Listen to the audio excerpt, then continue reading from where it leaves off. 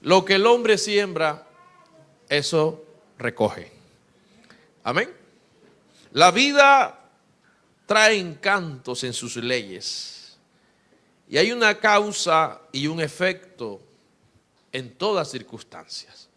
Hay una acción y hay una reacción. Toda causa tiene su efecto y todo efecto tiene su causa. Amén. Hay un término muy popular que dice: el que siembra viento cosecha tempestades.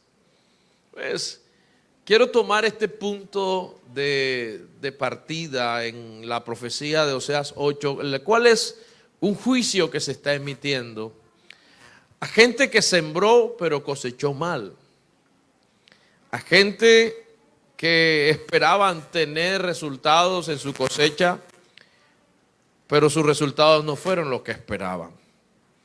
La Biblia habla de hombres que sembraron mal y que sus acciones lo ponían en tela de juicio delante de Dios.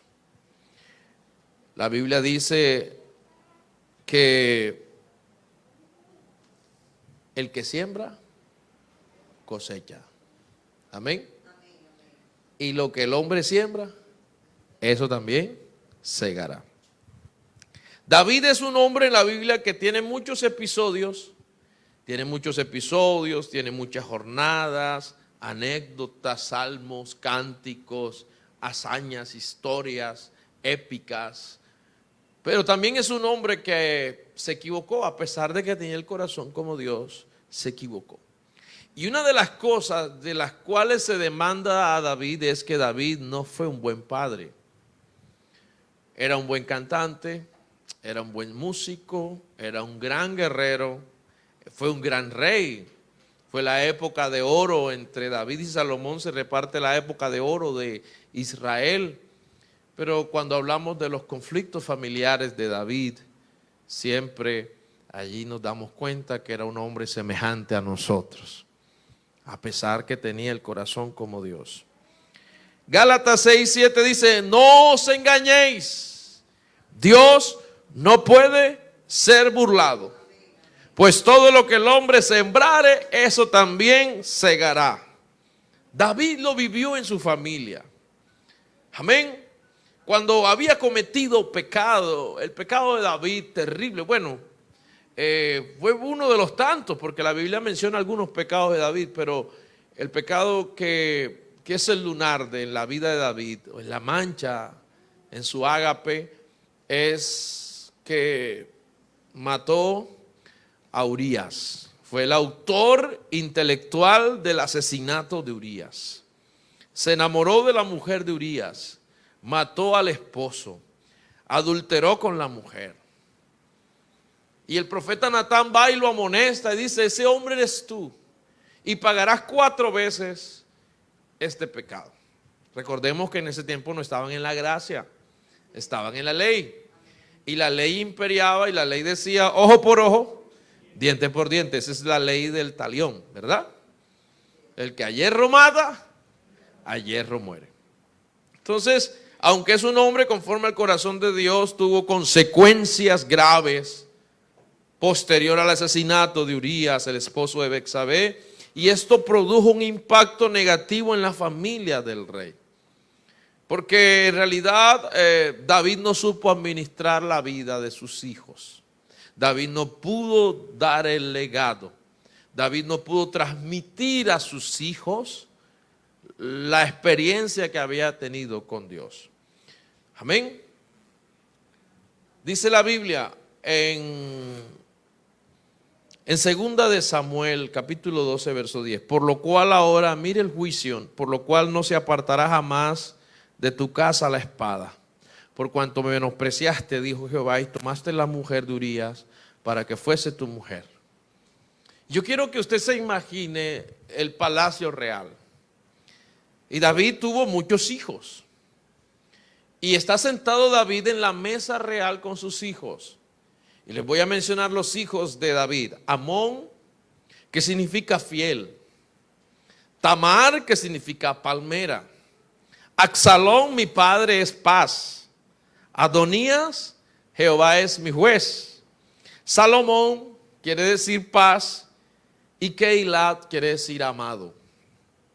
Todos ellos estaban en la mesa del rey y sus nombres significan mucho y hablan del carácter de cada uno de sus hijos. El padre conoce el carácter de sus hijos. El padre sabe cuál es la debilidad de sus hijos. El padre sabe el carácter, el temperamento, la personalidad de sus hijos, ¿sí o no? Porque no son igualitos, aunque hayan salido del mismo vientre. Cada uno de ellos tiene una genética que, aunque es parecida a la nuestra, no es la misma. Amén. Entonces, el carácter de sus hijos yacía en los corazones de ellos. Amón, que significa fiel, detonó un conflicto mortal. Recuerden que los nombres no eran por pretensión, los nombres eran aludiendo al carácter. Amón significa fiel, entonces el nombre hebreo de él es fiel, que viene de fidelidad, ¿verdad? Pero Amón detonó un conflicto moral porque violó a su hermana, Tamar, que significa palmera.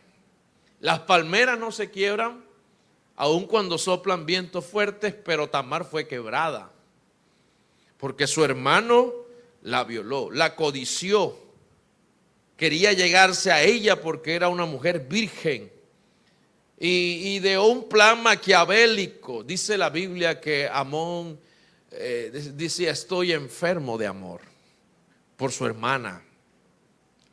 Y su amigo Jonadab, ten cuidado con los Jonadab. Jonadab le sembró un pensamiento muy malo a Amón y le dijo: hazte el enfermo y pídele a tu padre que ella sea la enfermera. Pídele a tu padre que ella sea la que te ayude en tu lecho de dolor. Era un plan maquiavélico, era una pantomima lo que iba a hacer. Y la Biblia dice que David envió a la palmera, a Tamar, para que cuidara a su hermano.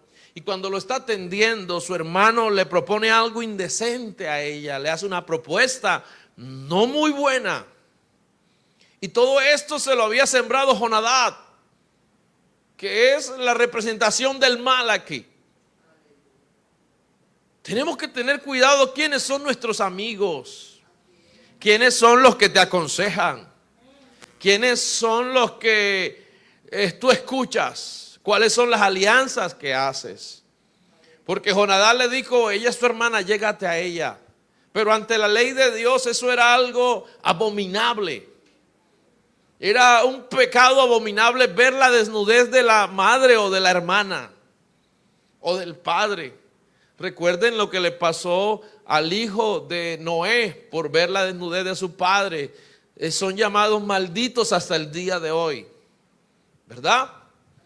Porque en la Biblia el Señor manda a honrar al Padre, porque es el primer mandamiento con promesa. Honra a tu padre y a tu madre. Amén. Pues lastimosamente se detonó un problema a grandes escalas en la vida del rey David, en la familia del rey.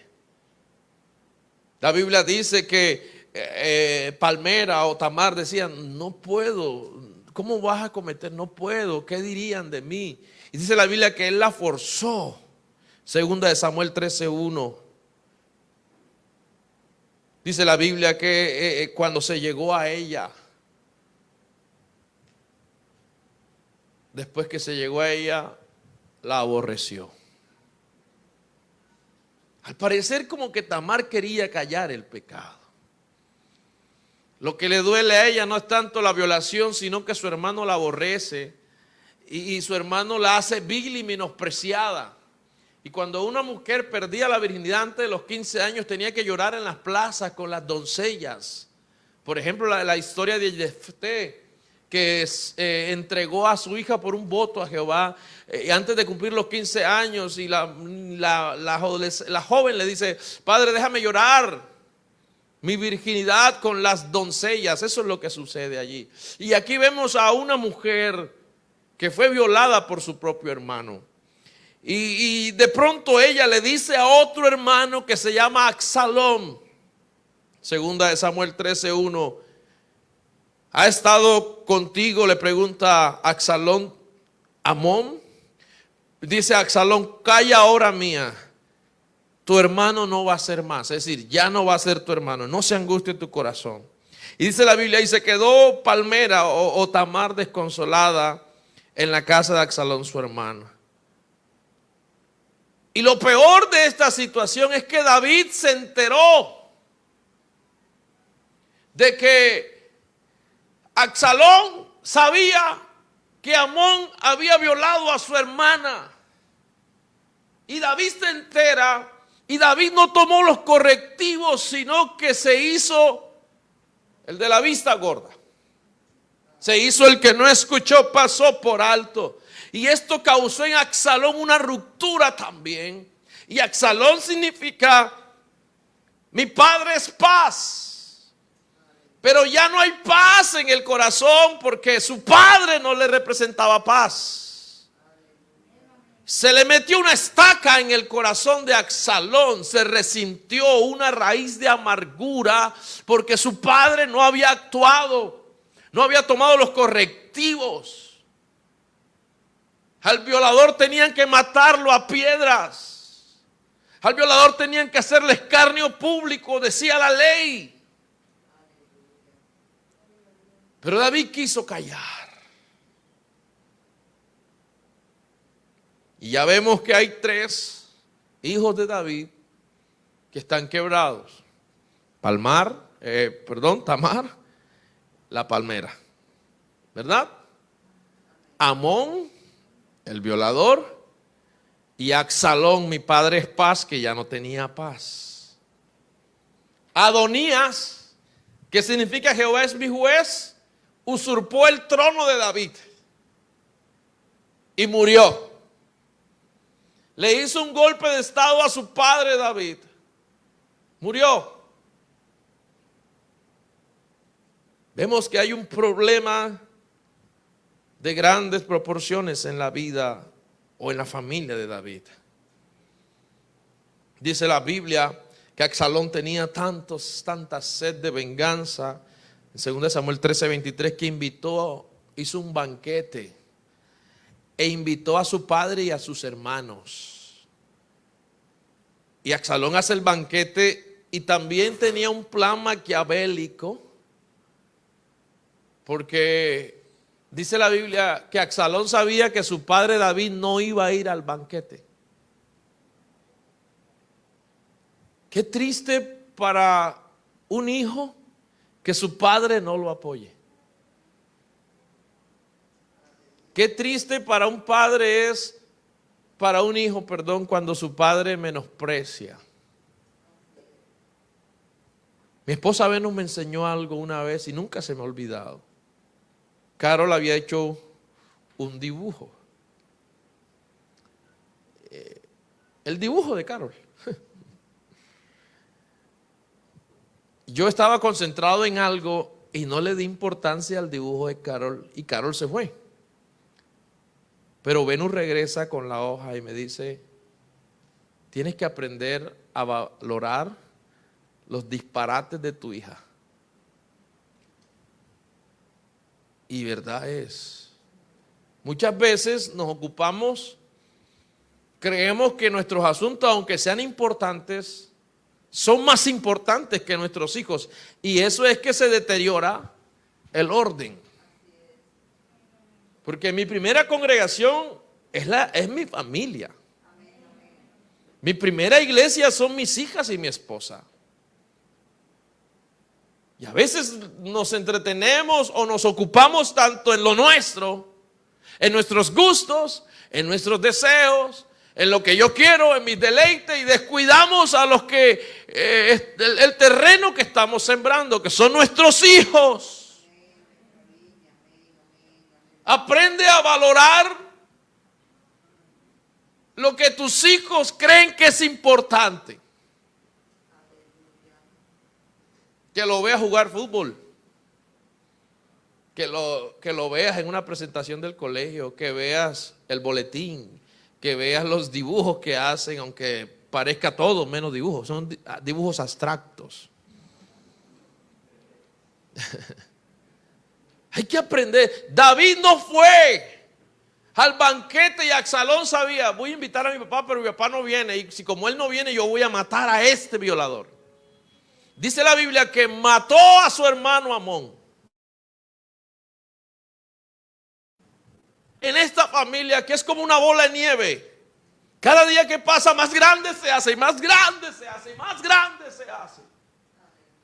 Ya no solo hay una violación, ya no hay un hijo que viola, ya no hay una mujer violada, ya no hay un hijo con amargura, sino que hay ahora otro asesino.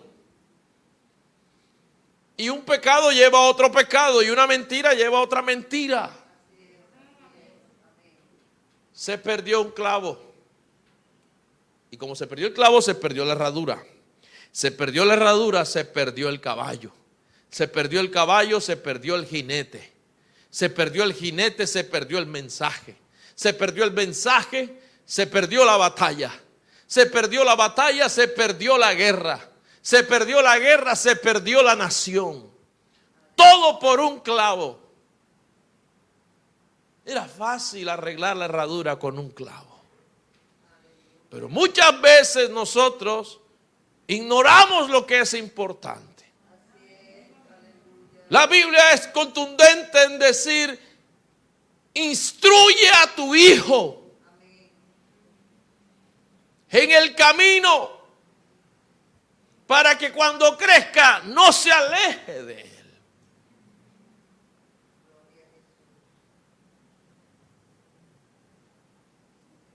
El problema continúa.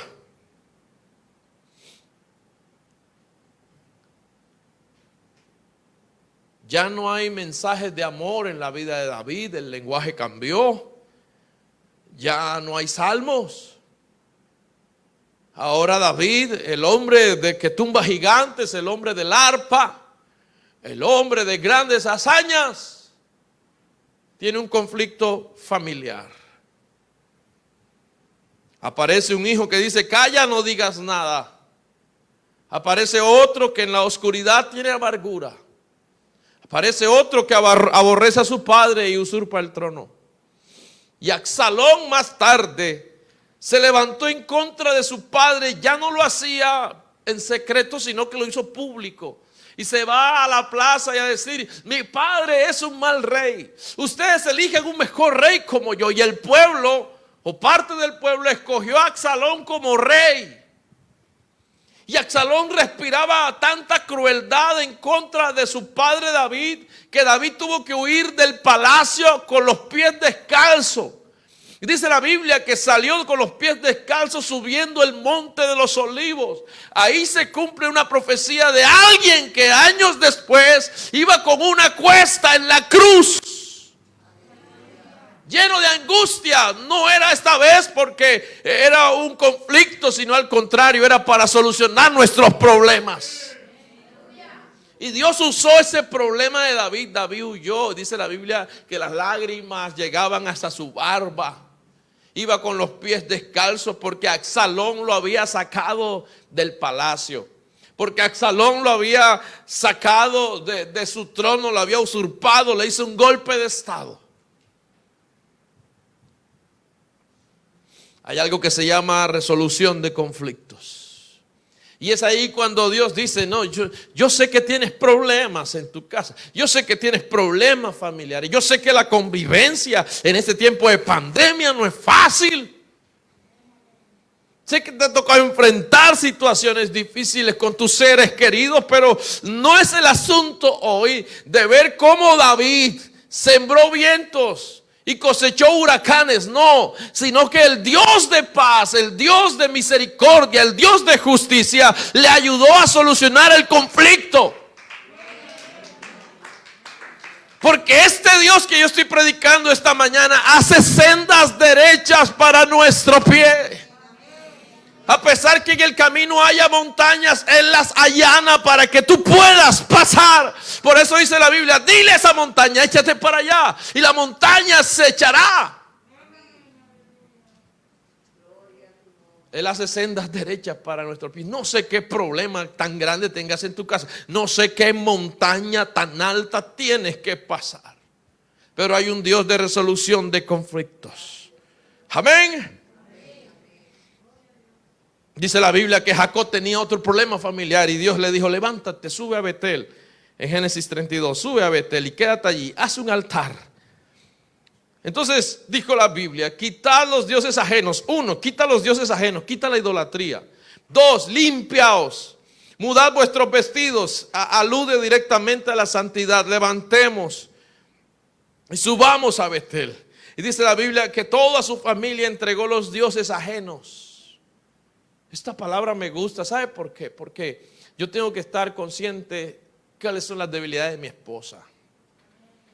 Cuáles son las cosas que le causan tristeza. Y cuando Jacob subió a Betel, la Biblia dice que Raquel, la que él amaba, tenía dioses escondidos, tenía ídolos.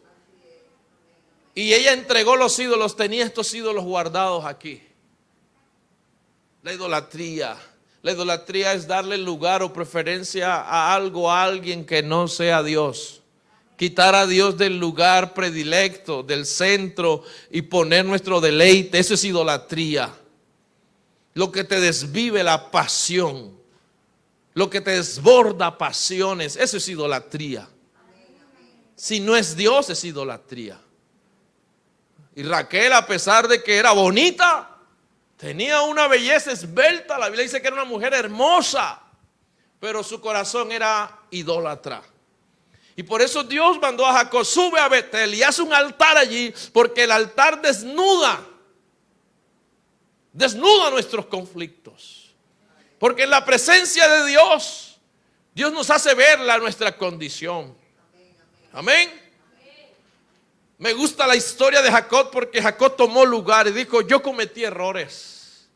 Yo robé bendiciones, mentí, deshice, pero hoy Dios se me ha aparecido en el camino a Betel, que significa casa de Dios.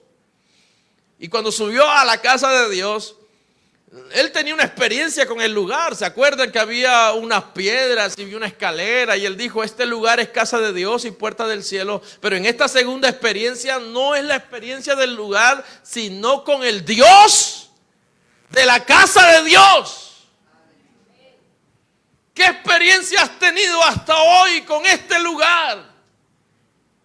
Y no vale la pena que tú tengas experiencias con este lugar. Qué bonito, el ambiente, la alabanza. No, el asunto no es el lugar, porque uno mayor que el templo está aquí esta mañana. Ojalá alguien tenga una experiencia con el Dios de la casa de Dios. Y cuando hubo esa experiencia, toda la familia entregó los ídolos. Se mudaron los vestidos. Había santidad en la casa. Eso quiero, que en mi casa haya santidad. Porque la santidad conviene a la casa. Amén. Se tiene que estar celoso de lo que se escucha, de lo que se ve, de lo que se habla en la casa. ¿Qué día le dije? Estoy celoso porque puse un noticiero y era hablar de pandemia y pandemia. Y como que el nombre de Jesús, ¿dónde está? Le dije a mi esposa, pon alabanzas allí. Vamos a cantarle a Dios. Vengan, hijas, vamos a cantarle a Dios. Aleluya. Porque Jesús debe ser el centro de mi casa. 4 aspectos de la paternidad familiar. El modelo del padre es el ejemplo. La mejor prédica es el ejemplo. Porque el jefe del hogar nutre, sostiene, protege y educa con el ejemplo. El padre provee reposo. Noé construyó el arca y sus hijos eran pequeños y se los llevaba a cortar madera Y sus hijos crecieron. Y 100 años después metió a sus hijos y a las esposas de sus hijos en el arca. Porque esos muchachos durante 100 años buscaron madera todos los días. Quizás se expusieron a burlas, a esputos de los hombres de ese lugar, porque la Biblia dice que eran hombres malos. Pero Noé y su casa fue salvada de las aguas, porque hubo un padre ejemplo. Amén. En este tiempo de crisis, Dios busca hombres que seamos ejemplos. Que tu mujer te vea arrodillado, que tu mujer te vea leyendo la Biblia, que tu mujer vea cómo en medio de las circunstancias tú tomas las riendas espirituales y dices: en esta casa manda Dios, en esta casa está Dios. Yo siempre digo que mi papá le tenía una grabadora. Eso era un acto de guerra. Eso, cada hora, hermano, había música en la casa con una grabadora roja, A y B. Se llamaba Sankey. Y esa grabadora roja tomaba al diablo y le daba por aquí y por allá. Había una canción de Marino, de la hija de Marino, de Paola Marino, que decía: vuelve a casa, papá. ¿Se acuerdan de esa canción? Vuelve a casa, papá. Y mi hermana cantaba, siendo niña en la iglesia, cantaba como una especial. Le gustaba tanto ese himno.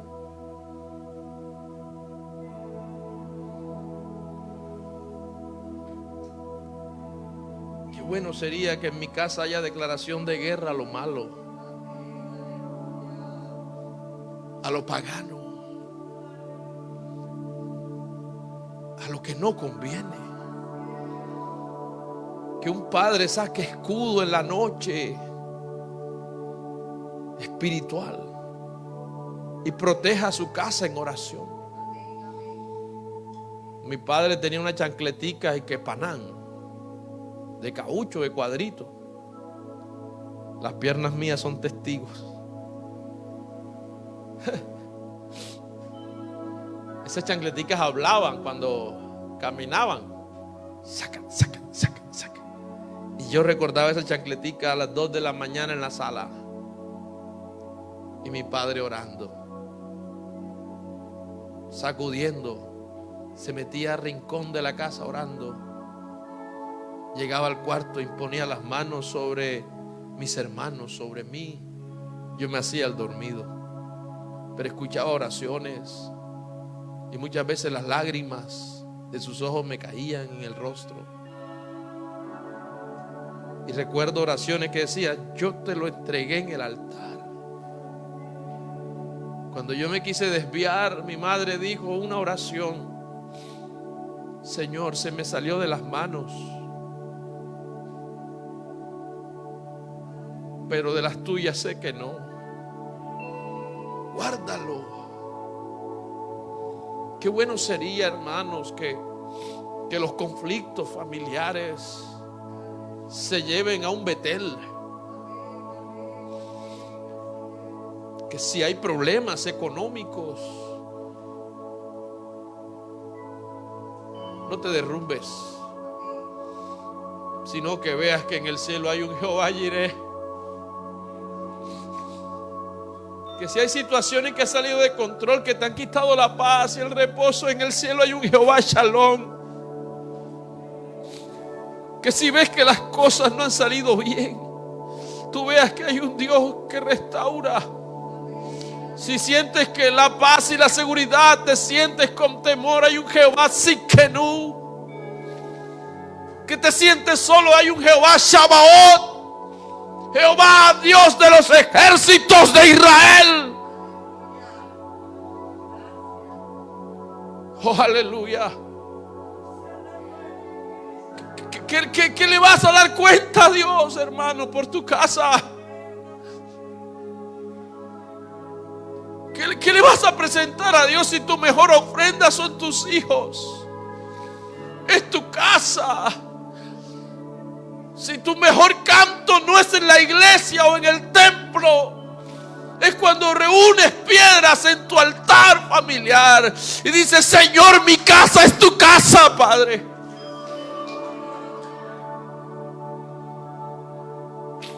Yo estoy sembrando en Nicole y en Carol porque quiero recoger de ellas. Y siempre le digo a Carol: Carol, ¿qué quieres ser? A ella le gusta cantar, le gusta la música.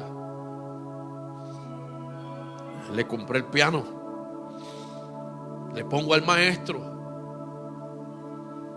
Ahora no le gusta el piano sino solo cantar. Bueno, vamos a buscarle un maestro de canto. Hablé con María Alejandra: pilas, vamos a hacer lo que sea. Nicole, ¿qué te gusta? Le gusta el diseño, ya me pidió un computador. Le gusta diseñar, le gusta hacer póster. Recuerden que ustedes lo mejor que pueden hacer es servirle a Dios. Y les digo, a todos los hermanos de la iglesia me los saludan de abrazos y besos, porque ellos son nuestra bendición y nosotros nos debemos a ellos. Y Dios los usa a ellos para alimentarnos a nosotros. Y cuando le compro un vestido y le digo: hija, gracias a Dios. Papi, necesito algo. ¿Ya oraste? Estamos orando para que Dios nos provea una vivienda y todas las noches oramos: Carol, ¿ya oraste por la casa? Sí, papi. Claro, Carol pidió una casa rosada. Pero estoy sembrando en ellas. Estoy quitando cizañas, porque tengo gente que la influencia alrededor, la sociedad, ¿verdad? Que día la regañé porque pasó todo el día viendo YouTube y viendo muñequitos y cosas raras. Y entonces la escuché hablando también como el de la televisión y la regañé fuerte. ¿Qué hay en tu corazón? Pura televisión. Ya leyó la Biblia, ya cantaste. Bueno, porque yo quiero sembrar bien. Porque si yo siembro viento, prepárese entonces que vamos a tener huracanes. Pero si yo siembro la palabra de Dios, hermano, sabe que vamos a recoger al 30 o mejor al 60 o mejor al 100 por uno. Aleluya. Josué lo supo decir. Yo no sé si ustedes quieren quedarse con los dioses de Egipto. No sé si ustedes van a desbaratarse por los dioses de Egipto y van a dar todo por lo Egipto, pero mi casa y yo serviremos a Jehová. Si ustedes quieren quedarse en este desierto, ustedes verán, pero mi casa y yo vamos en pie hacia las promesas de Dios. Pero mi casa y yo, mi familia y yo vamos a creer en el Dios de que prometió tierra fértil. Aleluya. ¿Alguien en esta mañana cree en las promesas de Dios? Aleluya. Había un hombre que entró a una cantina con un do mayor por ahí. Te invito a quedarte en mi casa. Sí, bemol. Estaba cayendo nieve y el hombre llegó a la cantina y le pidió al cantinero: por favor, deme un vodka. Y el hombre comenzó a tomar su vodka. Y al rato el niño se le sentó al lado: cantinero, un vodka. Y el padre lo regañó: ¿tú qué haces aquí? ¿Tú para que estés durmiendo? ¿Cómo llegaste aquí? Y el niño le dijo: seguí tus pasos en la nieve. Tus hijos van a pisar donde tú estás pisando. Tus hijos van a hacer lo que tú haces.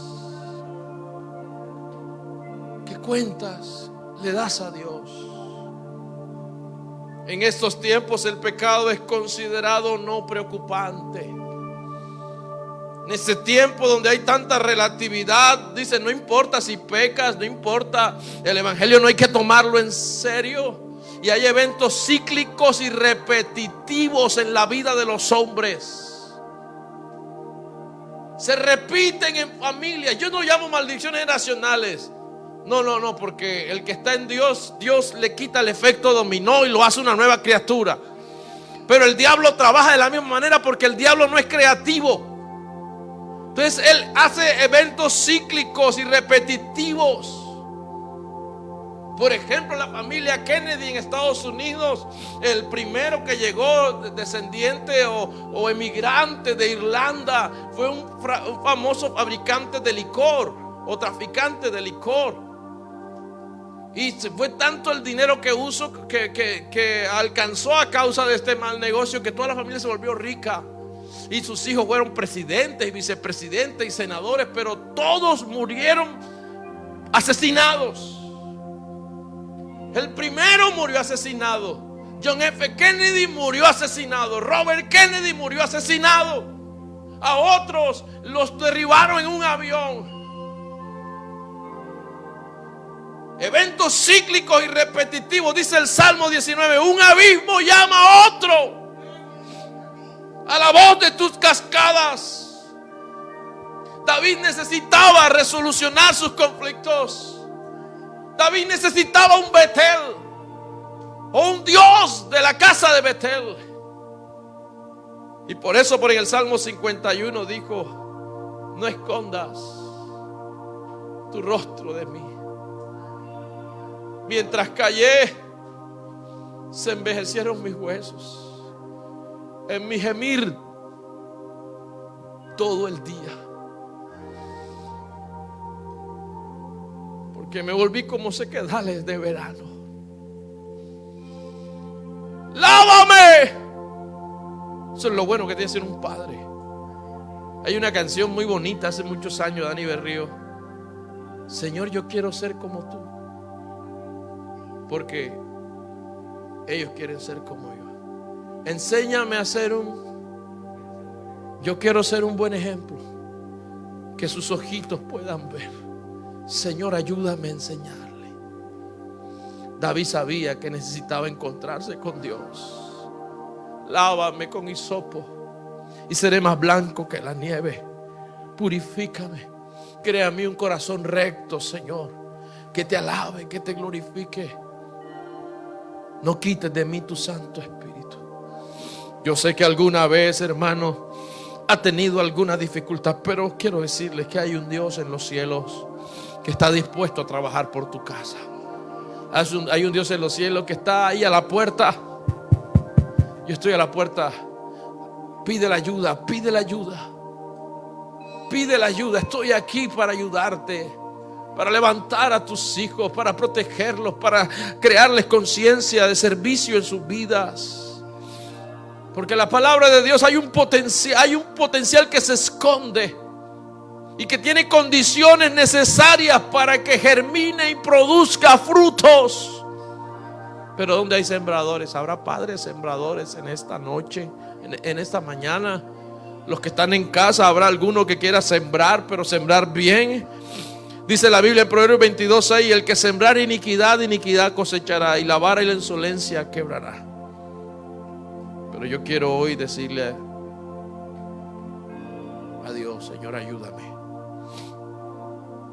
Sabe que David tuvo fracasos en sus hijos, pero con el último hijo fue todo diferente. Uno que se llamaba Absalón, el que nació de la unión con Betsabé. A Salomón sí lo educó. Tú pues, Salomón, hijo mío, esfuérzate. A Salomón lo educó.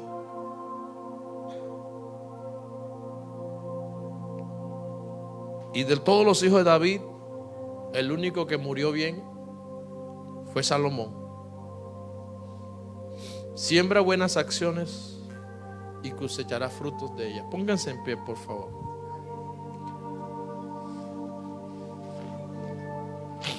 Quiero orar por los padres de familias.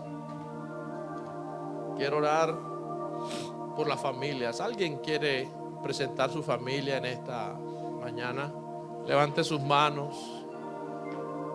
Dile: Señor, mi casa es tuya, Señor. Así con esas simples palabras, Señor, mi casa es tuya. No te vayas nunca, Señor. No te vayas nunca. Ayúdame, ayúdame. Ayúdame a ser ejemplo a mis hijos. Ayúdame a ser ejemplo, Señor. Guárdanos, guarda nuestra casa, Señor. Crea un vallado alrededor de ella. Aléjanos de la lengua mentirosa, de la mano ladrona, de la mujer adúltera, del hombre adúltero, de la mujer fornicaria, del hombre fornicario, Señor. Guarda a mis hijas, guárdalas, protégelas de toda influencia, toda tendencia que haya en el mundo, todo lo que quiera destruir, quitar, dañar, robar, lo desautorizo en el nombre de Jesucristo. Yo quiero decir, como dijo el conquistador, yo y mi casa serviremos a Dios. Y sé que hay padres de familia en esta mañana diciendo: Señor, yo y mi casa te vamos a servir. Haga un pacto con Dios, así como lo hizo Jacob. Si hay ídolos en el corazón, entrégueselos a Dios. Aleluya.